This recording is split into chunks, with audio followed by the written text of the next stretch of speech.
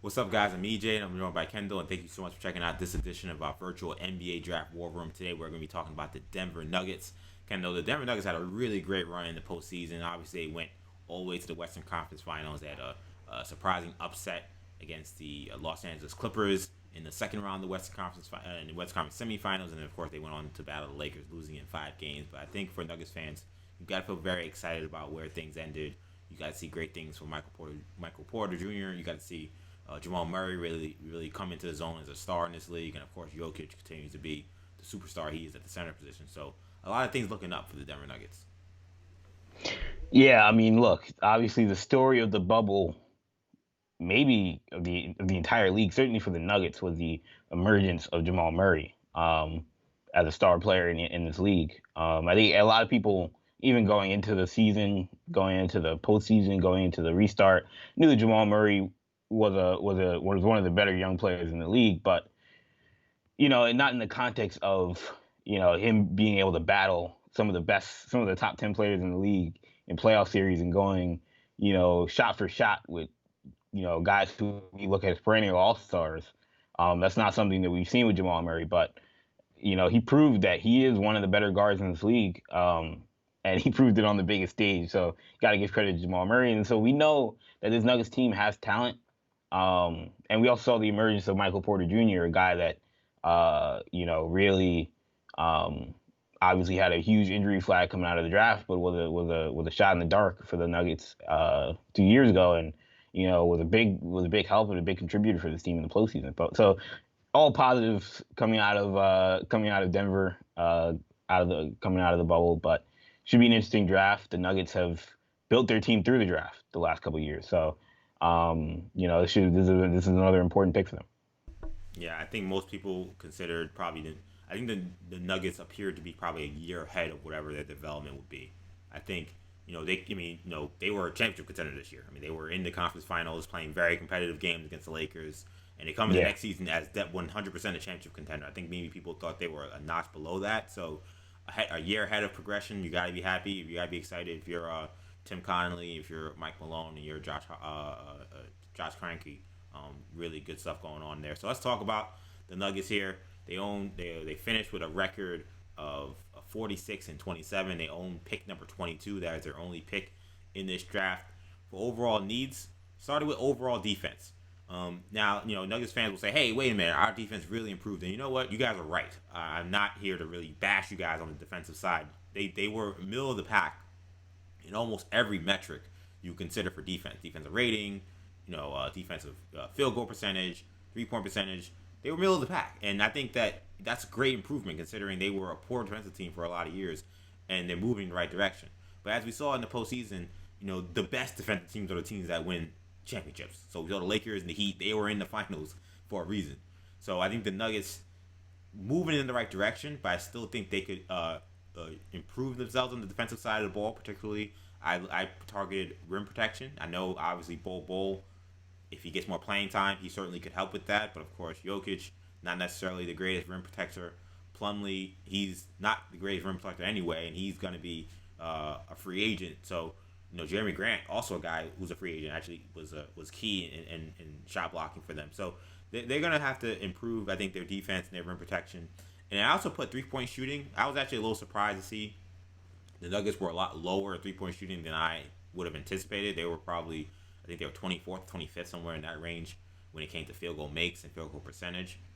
They have decent shooters, but I just think that they probably could add some more. Losing League Beasley probably didn't help. Not having, of course, Will Barton in the bubble didn't help those, seeding game numbers as well when it came to 3-point shooting. Gary Harris, of course, being in and out of the lineup and inconsistent this year certainly didn't help. So I think they could use some shooting. And I put combo forwards only because of what we have in free agency. So we know Millsap, free agent. Grant has a player option. So those are two of your 4 men, basically. And they really don't have anyone else that can kind of play that 3-4 spot for them. So I think that's going to be a position of need coming into this draft. So Kendall, kind of quickly, free agents, Millsap, as I mentioned, Grant, the player option for $9 million. I think he's almost certainly going to opt out. He played tremendously in the bubble. Yeah, he's pretty much said he's going to opt out. Yeah, that's a foregone conclusion. mentioned Plumlee, Tory Craig, another one of those combo forwards. I think not necessarily a great offensive player, but certainly helps him defensively. He also could be out the door. Noah Vonleh, Troy Daniels, P.J. Dozier, and Tyler Cook are the rest of the free agents. Tyler Cook being a two-way guy, and Tim Connolly, who's done a tremendous job building this Denver Nuggets team, heads up their their basketball operations as the president. So, Kendall, I'm actually Tyler what Cook. do you say? No, I was like Tyler Cook. Wouldn't shout out Iowa, shout out St. Louis. Oh, No, so Kendall, I'm gonna go first here in terms of targets, and I think the Denver Nuggets fans will be very, very familiar with the guy I would target for them here at number 22. But I think Tyler Bay actually is a great fit for the Denver Nuggets. I know the shooting, okay, you're not really gonna solve that problem that I've kind of looked at as a problem, though. I do think more time with Porter. You hope you get some better production from Gary Harris. He really did not have a good year. And then Murray, emerging more, and maybe Jokic gets those percentages up. Maybe this 3-point shooting is a little better next year. So maybe with this first pick, I'm not really going towards that. But I think the defense and the depth at the 3-4 spot is definitely very important. So Bay comes in, he fits that mold tremendously. He's a great rebounder. The Nuggets were an okay rebounding team last year, so he improves that side of the ball. And the guy is just a great athlete, great around the basket, and he's one of the better defenders in this draft. He's probably top 5 in terms of if I was thinking about the better defenders in the first round. So I think improving your defense, improving your athleticism, versatility at that 3-4 spot is exactly what the Nuggets need. You're playing in a conference where, as they learned the hard way, you're going through LeBron James. So as many bodies as you have to throw at him, the better. Bay at 6'7", 6'8", strong. Needs to get a little bit stronger, but still good physical frame. He's going to be one of the kind of guys you're going to look at to throw at a player like LeBron. So first pick, number 22 is the only pick they have. I don't know if they'll add a pick, but I would go with Tyler Bay from Colorado. yeah, it's like those people that were like, Alonzo G is gonna be a good matchup against LeBron. In the Cleveland Miami game. Alonzo G, man, is good, strong athlete. No, I mean, look, I agree. Tyler Bay was one of the guys I had circled for the Denver Nuggets. He talked about the Colorado connection. I think we both like Tyler Bay in this draft. He's a good, really, really solid defender. Look, obviously we got to call it like it is. He's a low ceiling prospect. 100%. Yeah, he's a low ceiling prospect, but he's a very high floor prospect, I think. I think he's a guy that, of all of the players in this draft, especially the guys that are going to be available where the Nuggets are selecting, he's going to be a guy that's, I think, will play from day one and give them minutes. And, again, he's never going to average 20, but he's going to fill the role that they may need to fill with potential departure of guys like Craig and Grant or Millsap. We'll see what happens with some of these guys, but the Nuggets don't have to worry about scoring because they have Jamal Murray. You've got Nikola Jokic. The other guy I was thinking about, since you've already gone with Tyler Bay, is another Pac-12 player. I'm going with Josh Green from Arizona. And to me, when I thought about weaknesses for the Nuggets, their depth at the wing spot, like that really the shooting guard position, is not really there. And some of it is because of injuries. We saw like Gary Harris and Will Barton feel like those guys are in and out of the lineup every couple of months. But once we get past them, there's no more Malik Beasley. And Malik Beasley has really, really thrived in that role. Yeah, he really thrived in Minnesota. I mean, he was averaging 20 before they canceled the games. Yeah. So there's no more Malik Beasley. We saw P.J. Dozier really establish himself a little bit in the bubble, but I think there's room to upgrade there. And I think Josh Green gives them that athleticism, that athletic profile that I think they could end up losing if they lose someone like a Grant or a Craig. Especially Craig is less of a 4 than Grant, so I think Green can also fill in some. He can play minutes at the 3, and once he gets stronger, can then eventually maybe play minutes at the 4. He's about 6'6". Again, super athlete. The Nuggets love drafting international players. I mean, they had a streak.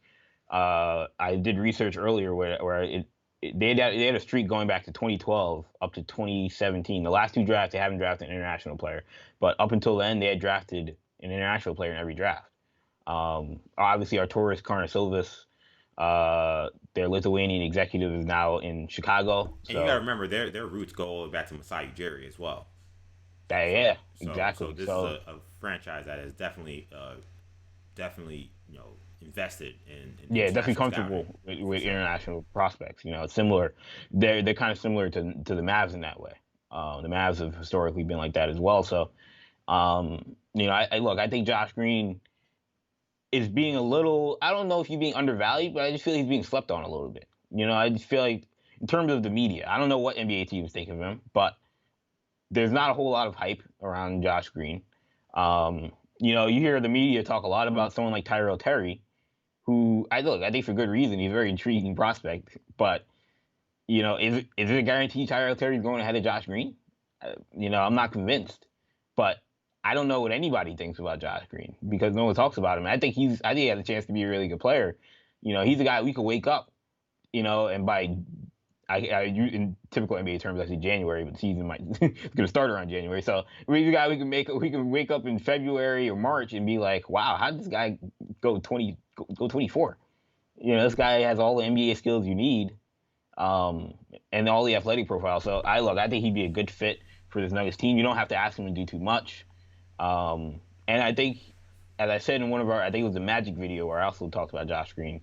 I think he's a better NBA prospect than he is a college basketball prospect.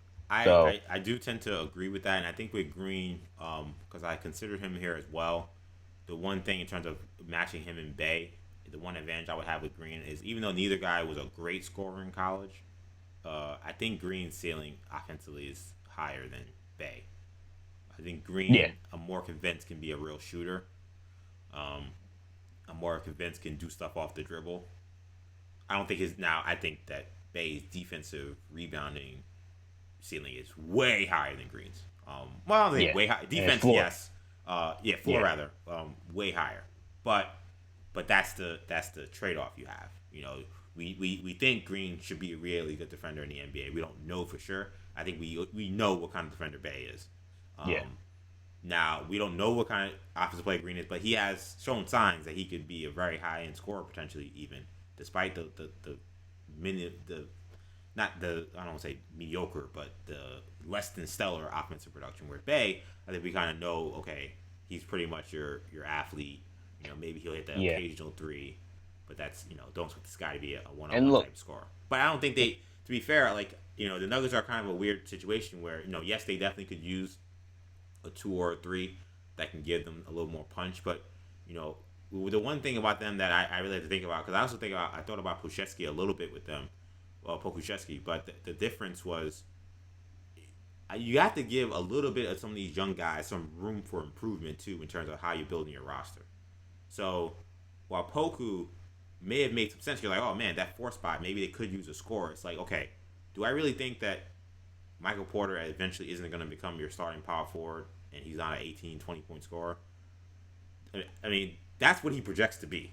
And if he right, doesn't become that, then right, that's a really unfortunate yeah, break for the Nuggets. But that's what he projects to be. So do I want to add in another young guy like that? Where and does Bol Bol that's fit into this? Am I going to put Poku and Bol Bol on the same team? Like, do I right, like if I believe that's in Bol Bol, I got to give him some. I got to give some right. of these young guys some room to grow Now some and of it build could into be my as rotation. insurance. Some of it could be as insurance for you True, guys that's that true have too. injury concerns, but that's where I lean. If the Nuggets were at that spot and both these guys were available, which is possible, I look on just for from scratch starting a franchise. I'd rather have Josh Green, but if we're talking about the Denver Nuggets in particular, which is what this video is about, I probably lean Tyler Bay because, like you mentioned, they have guys like Porter and Bull who are. I mean, they're not even the franchise cornerstones. Like, I mean, it's Jokic and Murray, are also very young, obviously. But then you also have Bull and you have Porter who offer that upside and that, third star ability, potentially four stars, talking about Bull. Whereas now you can make a more safe pick, knowing that we don't need a star. We have two players that we look at as stars already. We have another guy who we think has a very good chance to become a star if he stays healthy, and a fourth guy that we don't know if he has a great chance to become a star, but we think there's an outcome that has him as a very good NBA player, and he showed really good flashes in his first time in NBA action. So we can go for a single here, which is Tyler Bay. If the Nuggets didn't have Bol, if they didn't have Michael Porter, if they would have went safe in those drafts and drafted 2 role players, which is possible, most teams probably would have done that in this scenario. Then I would maybe say you got to take more of a swing. And that's where a guy like Poku comes in. That's where a guy like Josh Green comes in. So that's where I think Tim Connolly's at. Again, he's taken 2 swings already, and they've worked. But I think he took those 2 swings at a time in which they didn't have superstars. Jokic was emerging, as like, all right, this guy's one of the best young bigs in the league. And Murray, some people were in, some people were out on Murray at the time. Now we're all in on Jokic. We're all in on Murray. And we're pretty much in on Michael Porter. So what's the point of drafting a guy who you think can become a superstar when you need guys that help you now? This is a team that can compete. So that's where I'm at with the Denver Nuggets. But it's an enviable position for a lot of franchises to have, for a lot of fan bases, I should say. Yeah, have this kind of spot. Yeah, unless you're a franchise that has LeBron James or Giannis Antetokounmpo, I think that you feel the best about being where the Nuggets are at this point. Young. I don't even know if I can say that about the Bucks. I know, but I mean, I'm saying having a guy that good, I guess, is more of my point. I know, obviously, what his future is, I don't know, but I was like, yeah. But then Giannis leaves. Besides those guys, though, because those are really, I think people look at their only true, and I guess maybe the Mavs with Luka, but being the Nuggets, young guys are improving. It's going to be a fascinating offseason because they took a leap that I think a lot of people maybe thought they were a year away from doing. And again, the emergence of Murray as a true star really ends up being a game changer for the Denver Nuggets this offseason. What do you think the Denver Nuggets should do in this upcoming draft? Do you like our picks of Bay, or do you prefer Green? Is there someone else that you may consider? Make sure you leave a comment and let us know what you guys think the Nuggets should do with this first round pick. And also make sure you check out all of our videos on our channel. If you like this one, make sure you like this one, and make sure if you did enjoy it, subscribe to our channel, New Generation Media. We're coming down to the wire. We're finishing the Western Conference with our virtual NBA Draft War Room session. So we have more coming up. Make sure you stay locked in. For Kendall, I'm EJ. Take it easy, guys. Peace.